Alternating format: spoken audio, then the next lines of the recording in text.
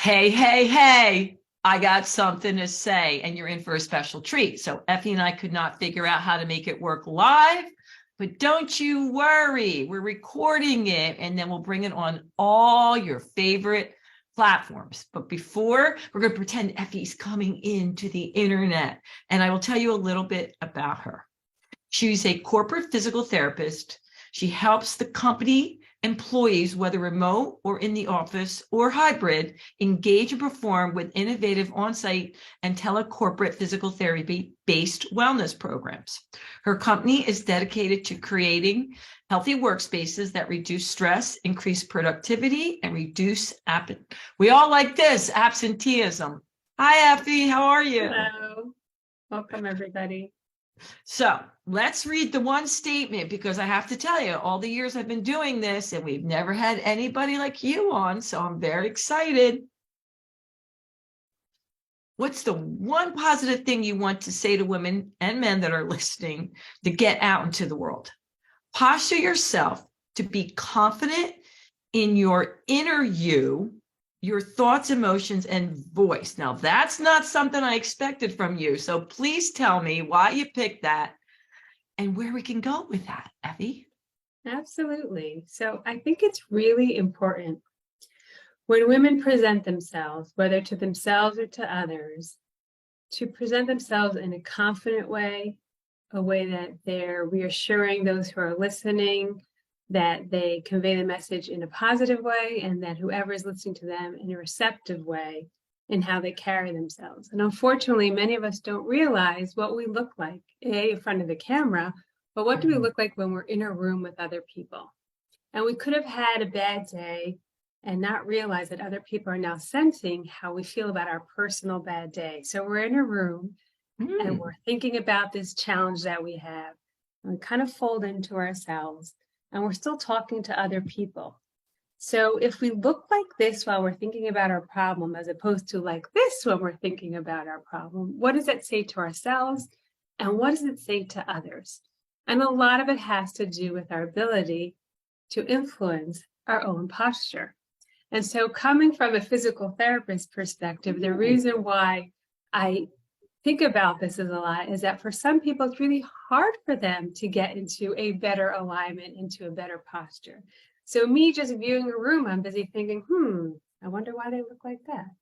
Or maybe we could just do this for them and they could do it like that. Or maybe if they just sat up more, people would be listening to them more, because they're just not sitting up confident with what they have to say, what they're reflecting from the inside out as they sort of view themselves or how they want others to view them. So that's what brings this word about posturing yourself, because a lot of how what you say or want to say is reflected in your posture.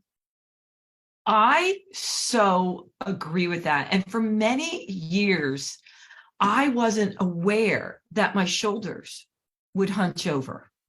Not when I was dancing, because I was a dance major, but when I wasn't, they would go like this. And thank God, somebody, kind soul, no one wanted to say anything to me, pointed it out. And it took me, Effie, a while to overcome that. And even now, I have to catch myself and make sure I'm sitting upright, or on stage, I could have a tendency to, like, when they video me, I can go, whoa, what happened there? You know? Mm-hmm. So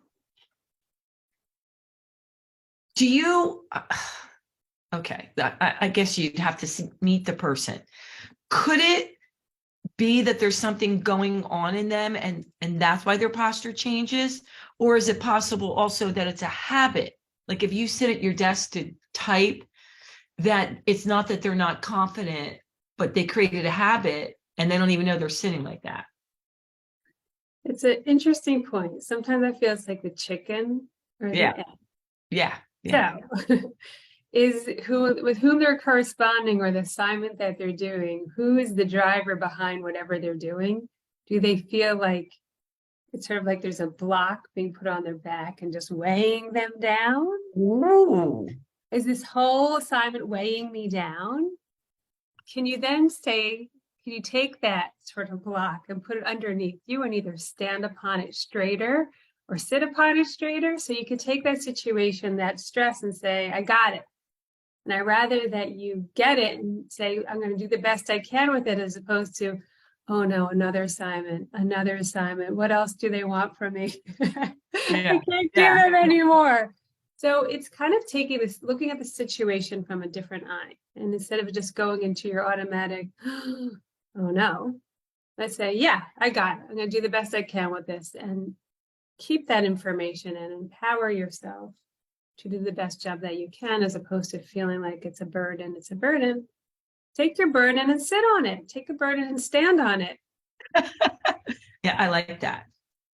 Okay, so that's one piece of it. Could it be also that their environment is not set up right to have correct posture? Yes, many people love to admit that they love sitting on their cozy couch to get their work done. I don't know anybody like that. Or in bed, of course. So if you're going to sit in your cozy couch or bed, that's even better. It's going to be really harder for you to maintain a more upright posture. So while you're working and typing, or while you're on a call, you want to be as upright as possible, because you want the person to perceive you as upright as possible. You know, people always make fun of those people who are like looking into their camera like this, right? Or they're, you know, looking like this, or this way and talking. Well, your audience is right in front of you. So if they're physically in front of you, again, you want to be as excited about yourself and your ideas upright. Yeah. You love it.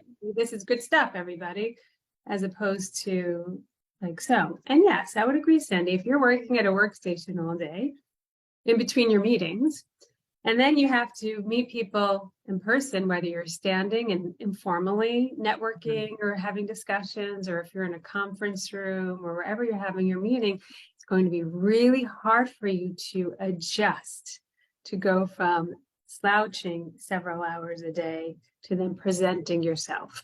And so, do you slouch throughout the day? Yes, we are all going to slouch some period throughout the day, but you also want to practice your upright, because it also allows you to focus more on your work that you're doing in front of you, and also into your ideas, tapping into your inner self. What ideas that you have when you're more upright as opposed to slouching? Many times it just sort of cuts your thinking, not as productive, shorter attention span. Give it a try, and you'll see a difference in how you present yourself. Well, you know, Effie, when I'm even on a phone call, which is very rare, but I always smile in the phone. Not that they can see me, but I not only stand up a lot of times, but I smile in the phone, and I feel differently than if I was sitting in my lounge chair outside on my deck. Nothing wrong with that on the phone. It's a different type of call. If I have a call that I'm like, yeah, I got to get these points in, I smile in the phone and I stand, or I don't know if you how you feel about the balls that you can sit on, or sit on a ball that makes me sit upright, but also I can bounce. Okay, so for some people, I would just say, if you have motion sickness, don't sit on the ball on the call. Yeah. You're too busy trying to figure out where your body's in space, and then it's sort of like, you'll have to also talk on the phone. For a lot of people, I'll always ask that question: could you do two things at one time? And they say yes. I said, okay, try this while you speak, while you're on a video call, while you're on the phone.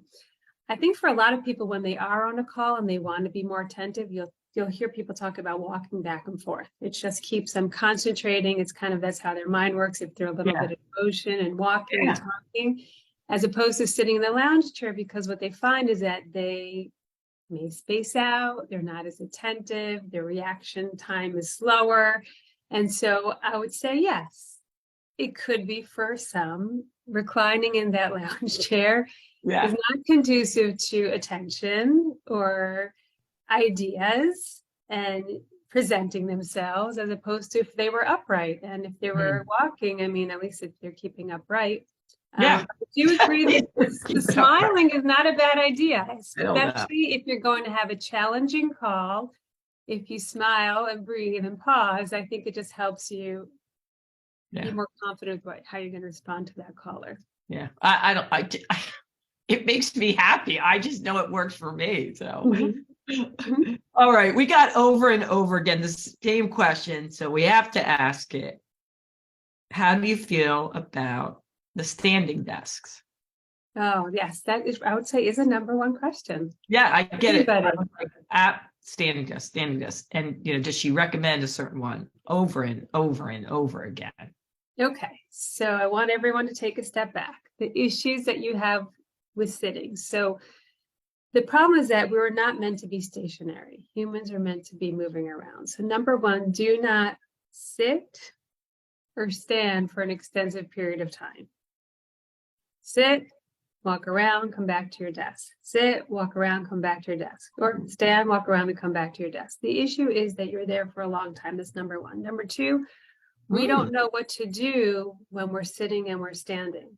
So just like an athlete performs on the field or the court and the dancer on the stage, you as a person performs at your workstation. So what does that entail? Different things. It doesn't entail being stationary, perfect in one form for a long period of time. You have to be able to move around and move in a way that's good for your body. And so what chair, what desk, sitting, standing, the issue lies in the user. How are you using each one of those pieces of furniture and for how long? And that's kind of that's the work that I work on, is the user, because it tends to be that's the user that's having difficulties sitting and difficulties standing and difficulties concentrating. So then what can we do to help the user be most productive in their workspace? Okay, that's a totally different way of looking at it. Because I'm happy to hear that you said it's good to get up and down, because I always allow myself in between clients or whatever I'm doing. I get up, I dance around. It just makes me happy.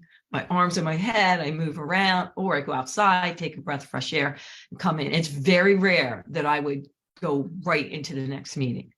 Yeah. I don't know how people do that. I would hunch my shoulders over too if I was in meetings.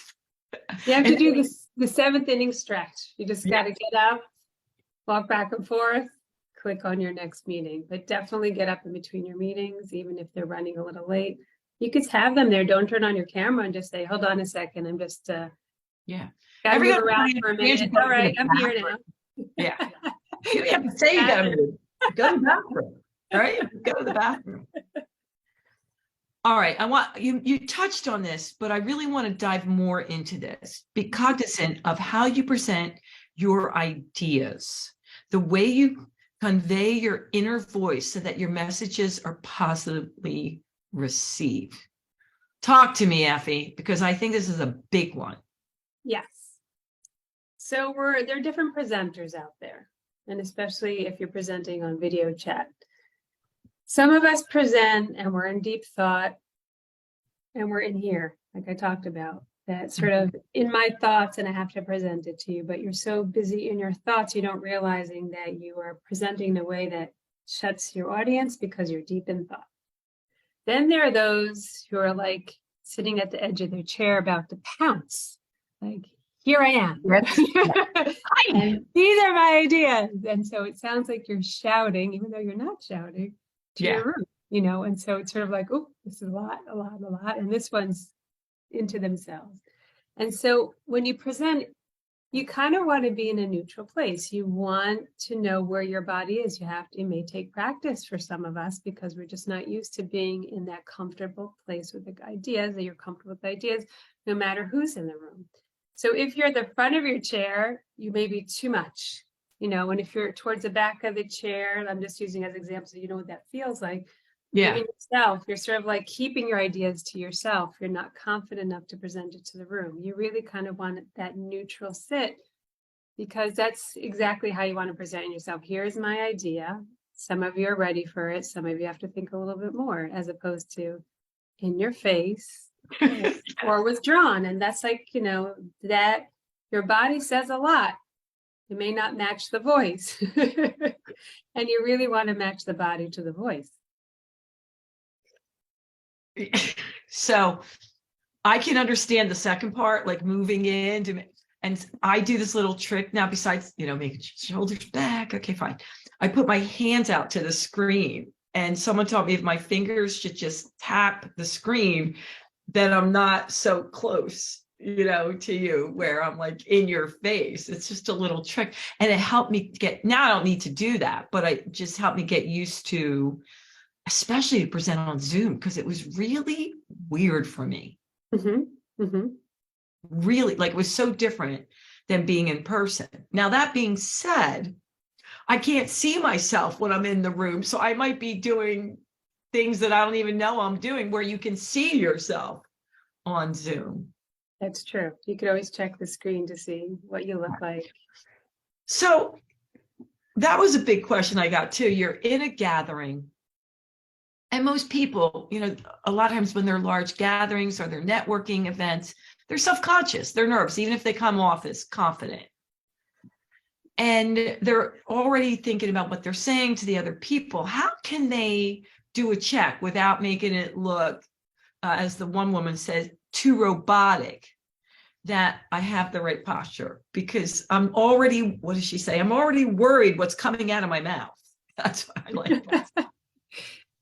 Good question. Okay, so if you are in person and it's informal and it's sort of like cocktail hour, there are tall enough chairs and tables that if you were around that, you could just place your hands behind the chair and make sure that you're kind of backing up. You can check yourself. No one's going to notice if you're just checking if you're leaning forward, if you're slouching. It's just a good grounding. It'll ground you, just the back of the chair. If you're near a wall, you can use a wall also to just ground you. And even if you're holding a cup, hold it like you want to present it as opposed to keep it to yourself. So you could just kind of move your cup a little bit away from yourself. Oh, okay. Wait, do that again. Do the cup thing again, because I got my tea here. You got your cup there, right? So if Right. you bring it close to you, right, you're going to tend to do this. Ah. So put it in a sort of a space of offering. There's a space between you and your cup. You usually are a little bit more upright if it's a little bit in front of you as opposed to closer to you. Okay. So let you breathe, calm down a little bit.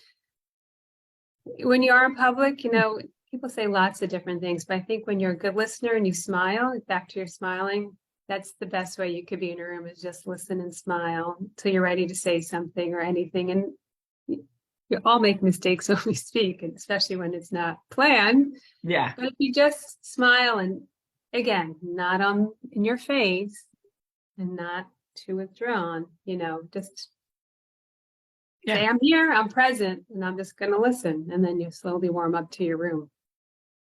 Which leads me to your last point: be cognizant of how you listen. This is big for me. The way you receive information so that the other person feels you are attentive. And I cannot, and accepting, tell you how happy I was that you put this point in.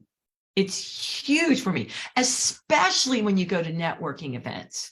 People can tell, Effie, when you're like, who else is coming around versus listening to them. All right, so yes, so don't do this at a meeting.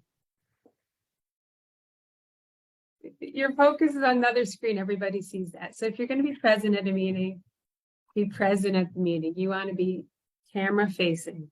Ooh, I love that. Do that Very again. important. People actually do that. They'll look at the other screen. Yes. So you want to be camera facing. When you're in a room and someone's speaking with you, again, you want to show that you are listening. So you may, this is where you can, Sandy, you may have to lean in a little bit because it's very noisy usually. Yeah. But you want to just show that you are receptive, as opposed to, again, you want to make sure how you're presenting this body of yours.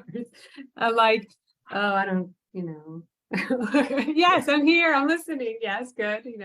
You're right. And are there people in the room? Yes, there are other people in the room. You could always talk to those other people in the room.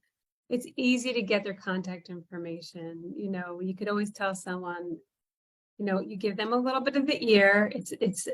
There's no perfect time to cut a conversation, but just listen it through. You could always get that other person's contact information. Don't feel like you've missed opportunities. You try to work the room. Yes, that looking over the shoulder doesn't help anybody, because I'm not sure, you're leaving a bad impression in front of the person in front of you, and you don't know. They may have a client for you. You just never know who that person, your next job opportunity, a client, another opportunity that you're looking for, a donor, whatever. Be respectful, but be respectful. And like, again, you want to accept their information. And if you're in a meeting at work and they have a difference of opinion, you always want to make sure that you're listening and not defensive about your view. Just learn to like bring it in, take it in, and then figure out what you're going to do. Some of the times you don't always have an answer on the spot, and that's okay. And you want to think about it. You want to follow up meeting, that's okay too. But again, you want to be present. Yeah. Receiving, not pushing away, and not like this, because you're not confident in what you have.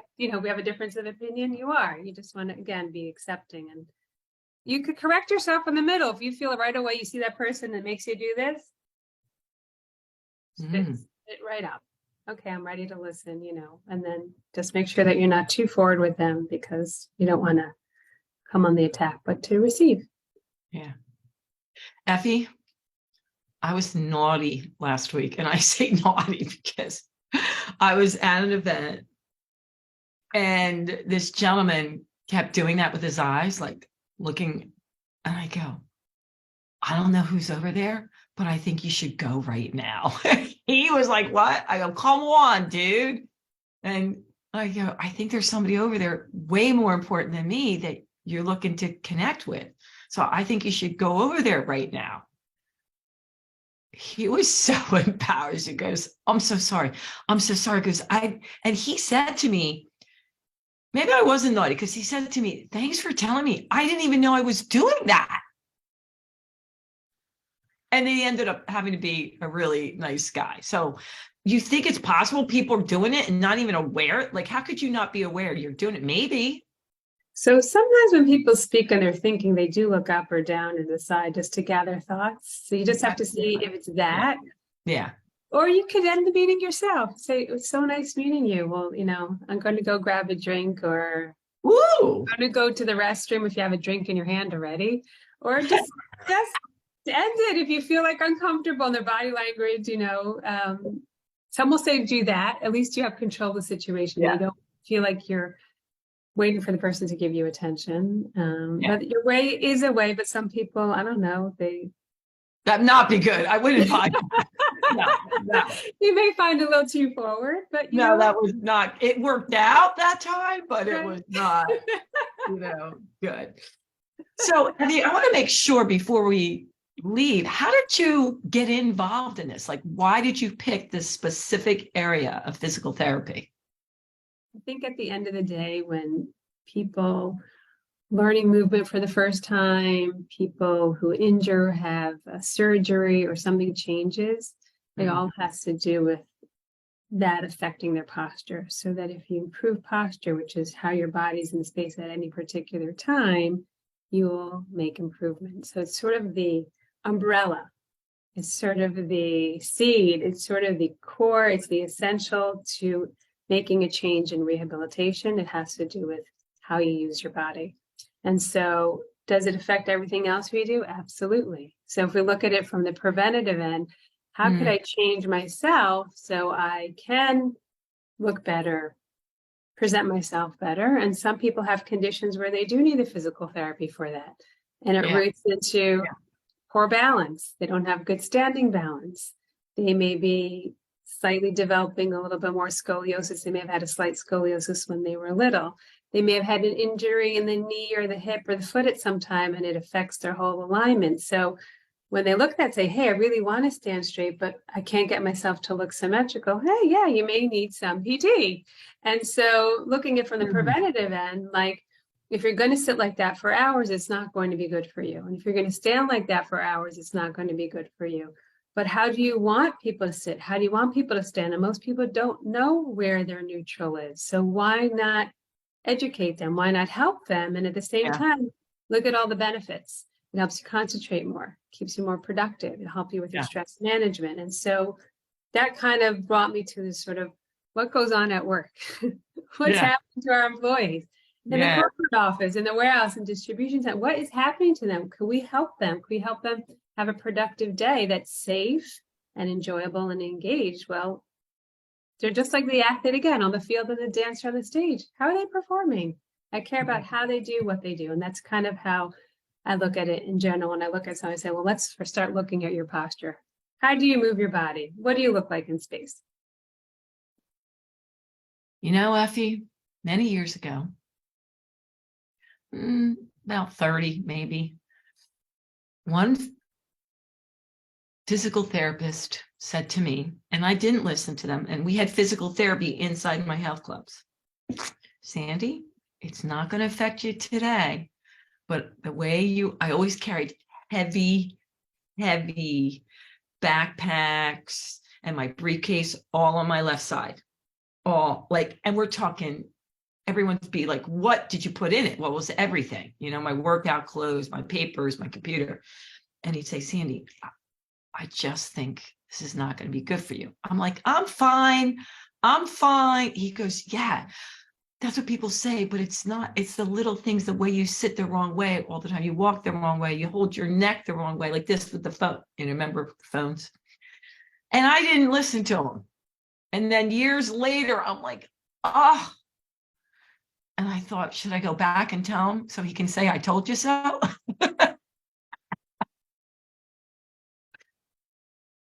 Didn't bother me then because it was just a little, it wasn't like, that's the thing about posture.